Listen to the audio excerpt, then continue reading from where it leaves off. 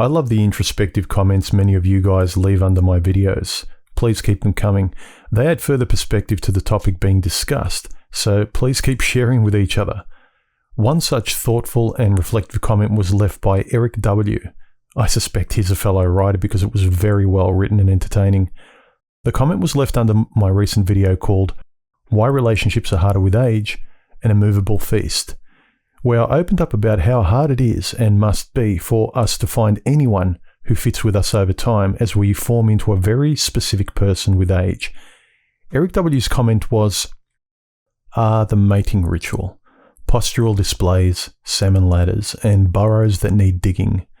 I've been divorced twice. In both cases, the girlfriend was the one who kept talking engagement and marriage, and in both cases I was the one who filed for divorce. The first one was considerate enough to reveal her true character and lousy conduct very early on, so that one only consumed 2.5 years of my life. The second one gave me the frogging gradually boiling water treatment, and then went on a complete and sustained rampage after she hit 35. That one went nearly 14 years before I pulled the big lever and blew her out of the airlock. In retrospect, the only thing that was more expensive financially, spiritually, and mentally than the divorces was staying married. Following my second divorce, I had a few one-night stands and dated a bit, shacked up briefly for about 2 months. Seems like I'm always the one who breaks it off because it's always a case of different movie, same plot. So I find myself pushing into my 50s, and after spending some time pursuing my interests and off the roller coaster, I decided that there's just no point in getting involved again. Even if a middle-aged woman and I hit it off and can keep our baggage from influencing our perceptions of one another, the context of such a relationship is still lame and devoid of foundation. Just the two of us, sitting out on the patio on a cool morning with coffee after a night of mechanical sex performed on the basis of decades of escapades with others. Nothing in common to reminisce about, no shared life experience, no mutual misadventures to laugh about, no kids off in college, no depth. I used to check out profiles on some of the dating sites, and most of them seem ridiculous. I'm 48 years young, recently divorced with 2 teenagers. Translation: I have no idea how I'm going to pay for their college tuition. I'm passionate and caring.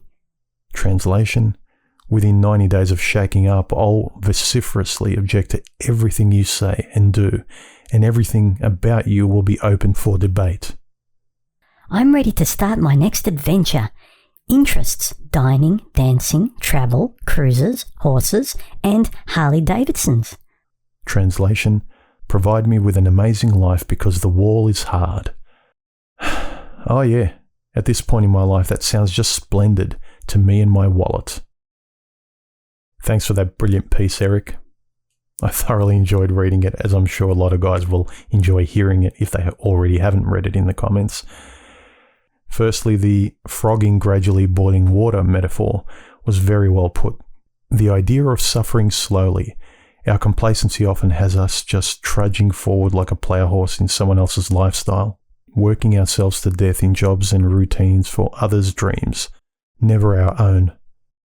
But my favourite was your metaphor of pulling the big lever and blowing her out of the airlock. Those of us science fiction fans who love the Alien movies with Sigourney Weaver appreciated that one, especially the visual thought of ejecting a bad relationship out of our lives. Well put, sir. Very well put. The latter part of your comment, though, was the most edifying and telling, particularly when you mentioned that the only thing that was more expensive financially, spiritually, and mentally than the divorces was staying married.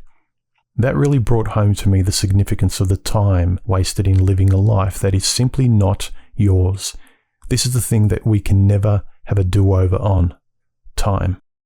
And when you said, seems like I'm always the one who breaks it off because it's always a case of different movie, same plot. This was well put too. How many women do men date that seem like the same woman, only with a different paint job? Too many in my past, if I'm honest. The specific personality and mannerisms and appearance is slightly unique, but the mechanics and nature of the female, well, is the same as the one before, and the one before that. The animal is identical. But your last paragraph was probably the most personally affecting for me, where you said, I decided there's just no point in getting involved again, even if a middle-aged woman and I hit it off and can keep our baggage from influencing our perceptions of one another. The context of such a relationship is still lame and devoid of foundation. Just the two of us sitting out on the patio on a cool morning with a coffee after a night of mechanical sex performed on the basis of decades of escapades with others.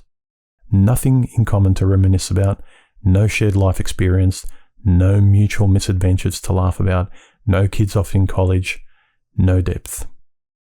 Yep, I experienced much of this in the last couple of relationships I've had as an older guy. That last portion said volumes, my friend. It truly brings into focus the challenge of just how difficult it is to find that particular like-minded, ethical individual that, apart from the rudimentary bump and grind and food and chit-chat, mirrors you in a very specific way. And if you don't find that, how being single is the only rationally enjoyable way to live the remainder of one's life with family and friends. Thanks for the comment again, Eric. Keep these kinds of mentoring comments happening in the comment section, guys. They're fantastic. Don't forget to hit the subscribe button and then the bell and then select all. And please link and share my videos around. Give the video a thumbs up if you enjoyed it, a thumbs down if you didn't. Comment below and donate if you feel like it. Thanks to all of you who have this month. You keep me making videos. Talk to you very soon, guys. Bye.